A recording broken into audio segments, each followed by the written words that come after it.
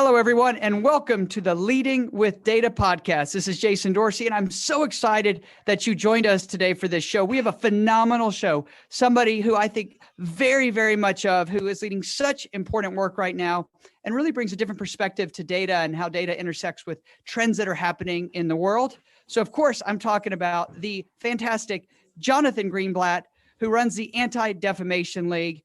Jonathan, welcome to Leading with Data. Thank you, Jason, for having me. I really appreciate it. You know, there may be people listening right now that have not heard of the Anti-Defamation League, or maybe they've heard of it as ADL.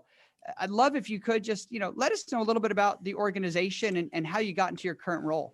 Sure. The ADL is the oldest anti-hate organization in the world and one of the longest standing civil rights groups in the United States. It was founded in 1913, right around the time that a Jewish man was wrongly convicted of a crime and lynched from a tree outside of Atlanta, Georgia.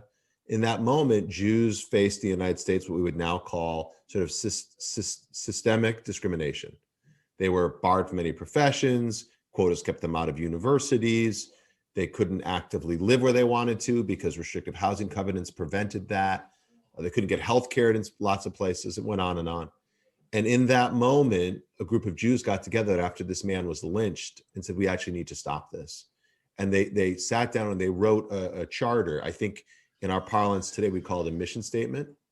And they wrote the words back then that we still use, 107 years later.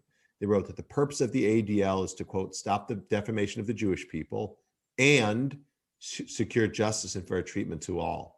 So what's so interesting about it, Jason, is they had this vision 100 plus years ago that America wouldn't be safe for its Jewish people unless it was also safe for all its people. And at a time when the Jews didn't have political capital or economic resources or social standing, that was an audacious, bold, almost an outrageous claim that they could fight, that they would be able to fight for others when they themselves didn't have a leg to stand on. But that dual mission, fighting anti-Semitism and all forms of hate, has guided the organization ever since.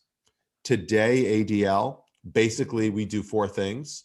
Number one, we do incident response. So where there's an anti-Semitic incident anywhere in the United States, ADL is on it. We've been tracking anti-Semitic incidents for literally 40 years and doing sentiment analyses for more than 50 years to try to understand trends.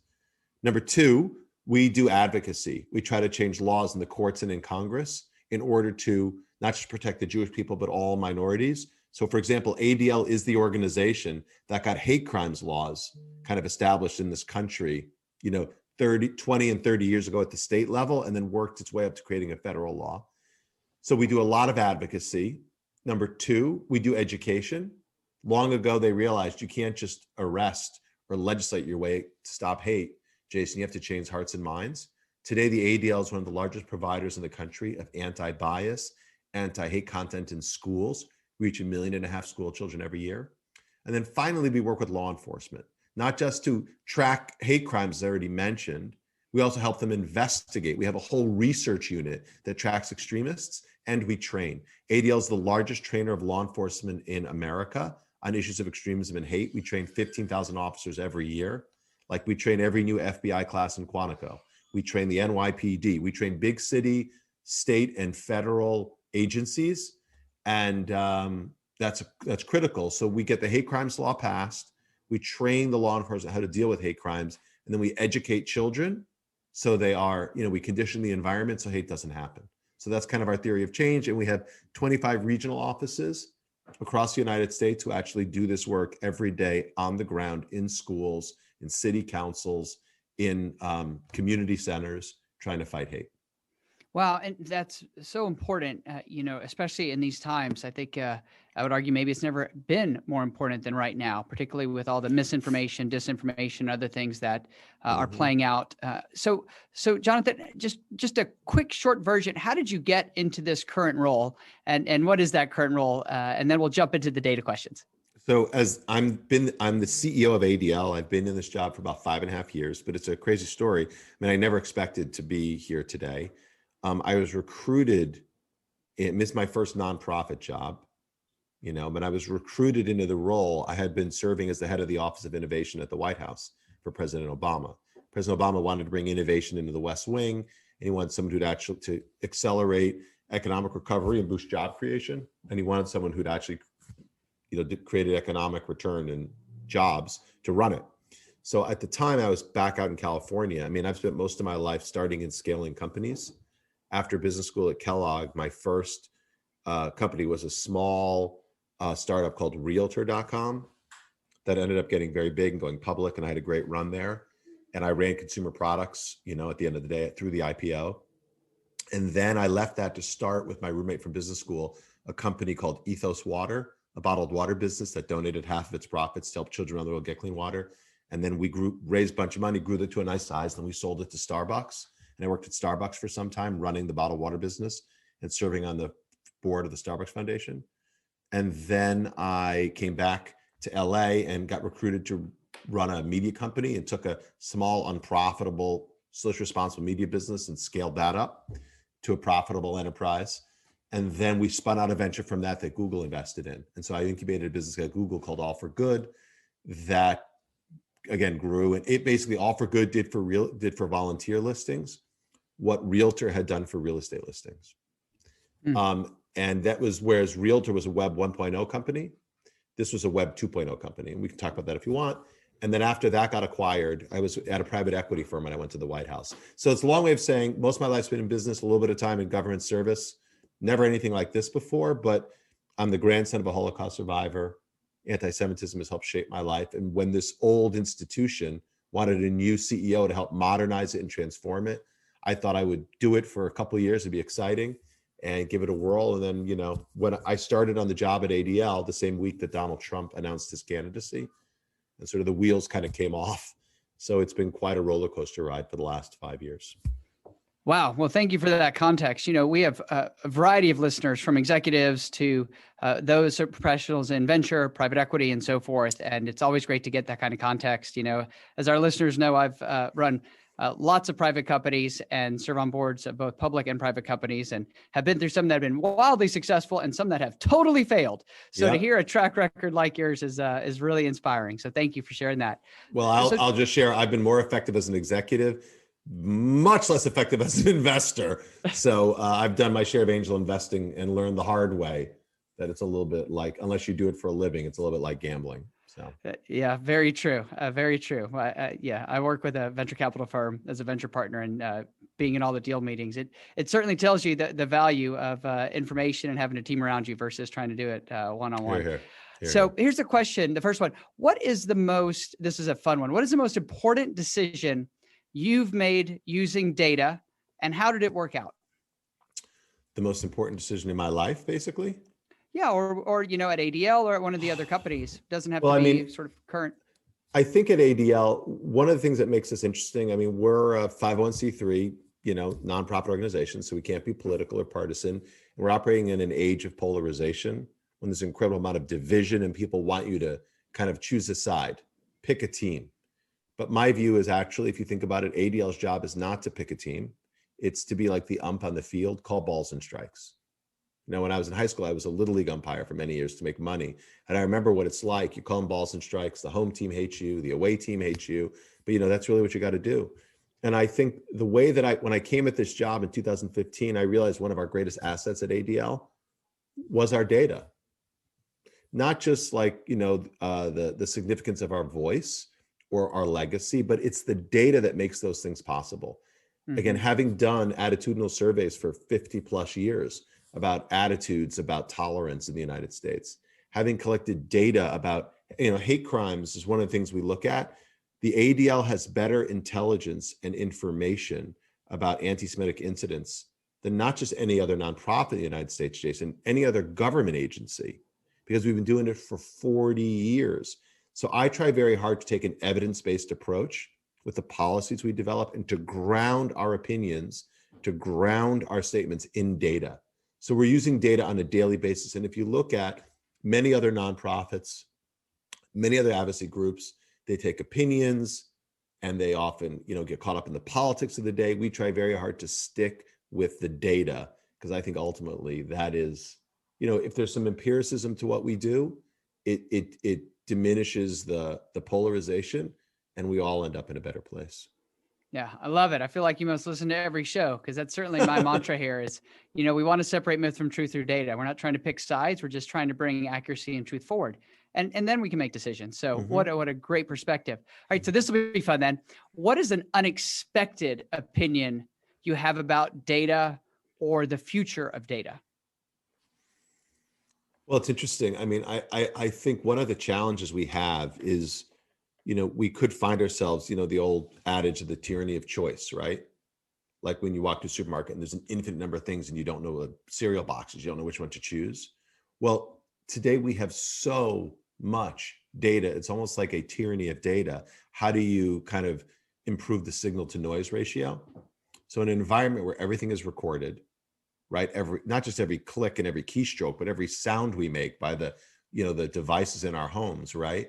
To every time we're, using public transportation or any public service, everything has become monitored and unfortunately monetized. I think it leads us to think about, okay, how do we actually, again, improve the signal to noise ratio?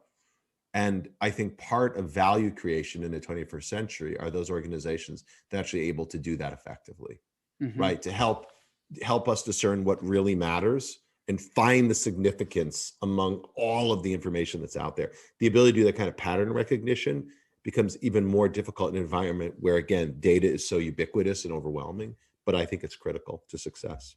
Yeah, absolutely. Well, that's definitely a conversation I've had with the Molecula team many times, and particularly when you look at like ML and AI and what's really Exactly. driving, insights and innovation. So absolutely. All right, this will be sort of a different one because it's not so much about data, but just really your perspective, given the tremendous career you've had. What do you think is most important when it comes to being an effective leader today?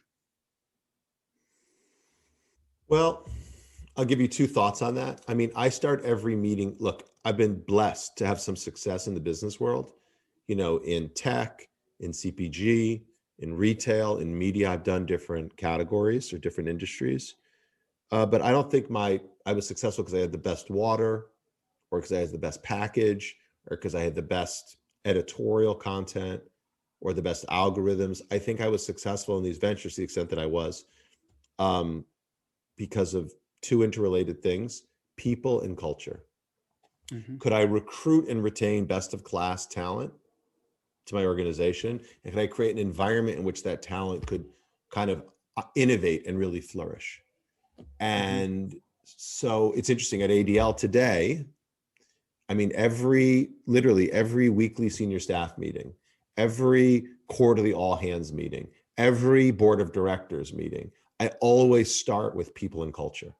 Not what's the fancy program, not how much money did we raise, not what's in the news, but people and culture, to keep that focus. So I think number one, I would say for a leader today in an environment, again, where everything is teched out and there's, data on demand and we have all these interesting innovations, it comes back to the basics of people and culture. I think that's super important. And so that to me is for any leader in any environment, whether you're in government or you're in business or you're a nonprofit, understanding the interrelationship of people and culture to kind of the success of your enterprise, I think is pretty fundamental.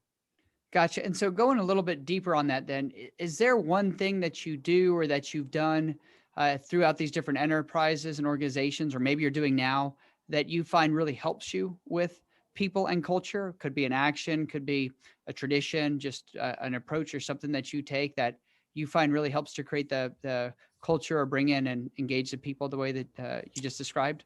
Um, I guess I try to walk humbly. Like I know that I don't have the answers and I believe in servant leadership. I really learned this from Howard Schultz. Like I try very hard, you know, to walk humbly and to listen to the people around me and to realize that, particularly I think in the 21st century where everything has been so flattened, right? Where hierarchies have been smashed, where again, everyone's got a supercomputer in their pocket. It has really, it has forced us to think radically differently about, again, where talent is and where ideas come from and what leadership looks like. So, what's interesting, Jason, I, I don't know if I always get it right, but I'll give you an example of how I try to center myself. Again, I try to center other people rather than myself. So the headquarters at ADL, when I got here 5 years ago, it was called ADL. Again, 25 field offices. It was called National. They called it National. The headquarters was National, It was the national office. So the regional offices where kids get educated, where police get trained, where laws get, passed, where incidents happen, that's where all the work happens. Their view out in those field offices was, well, what does national say? What is national telling us to do? And when I came in, one of the first things that I did was I changed the name. I mean, what I did at ADL was cultural transformation. And I changed the name of our headquarters from national, which I hate that term. It's now called the CSC, or the Community Support Center. Because I believe at ADL, our business is supporting our community, the Jewish community, other minority communities, these regional communities that we serve. And I wanted to reorder the way they thought about it. So instead of the region saying, right, like what does national say? Actually, it's like the regions, it's us saying, how can we support the communities? And I tell my staff all the time, these regional directors who run these offices, Jason, like, I work for you. So the question isn't what I'm telling you to do. The question is, how can I serve you? What do you need from me? And I think this, again, I try to walk humbly, and I believe in servant leadership. And I think that approach has allowed me to create it's contributed to a consistently positive culture in the places I've worked. Look, I'm very intense. I work my team very hard, but I try, with intention, not to center myself in the work. And I think that has paid off. I guess the other thing I would just say is I deeply believe, and it's a bit trite now, it's a little bit glib and overused, but I deeply believe in like the principle of innovation, which I think is simply put like finding new ways to solve old problems. And so I really frequently push my people like really hard. One of the things that I heard a lot when I got to ADL was, I said, why do we do it this way? And they would say, because that's how we've always done it. Like, no one's allowed to say that to me. You're not allowed to use that expression. Like, that isn't a logic base, right? That isn't kind of a reasoned approach. Like, I want my team to always be innovating, always be pushing, never be satisfied, and to think outside the box. Like, it didn't make sense, back in the mid 90s that you would want to search for real estate that wasn't in your, delimited geographic area, but then was real.com. It didn't make sense you'd create a business, a bottled water business that would give away half of its profits. And it didn't make sense. I could go on and on with the things I've tried to pioneer. So I think in addition to this kind of servant leadership ethos that I've tried to employ, it's also pushing my people not to take anything for granted, to ask more. I mean, I use an expression at the office, try more stuff. Like, it doesn't have to be successful, but I think the habit of trying more stuff will help you push and find new ways, again, to solve all problems. I love that. So we'll use that as your sort of leadership saying, which is going to be my next question. So let me ask one last one. This will be our last one here. You just described so many things that I would love to spend an hour unpacking, particularly around innovation, because I do think that's something that is so important right now, where there's a hot debate between what is acceleration versus actual innovation, given the forcing function of the pandemic. Let me ask you this one though. What is one prediction? This will be our last one. What is one prediction you have about the future of data and business? One prediction about the future of data and business.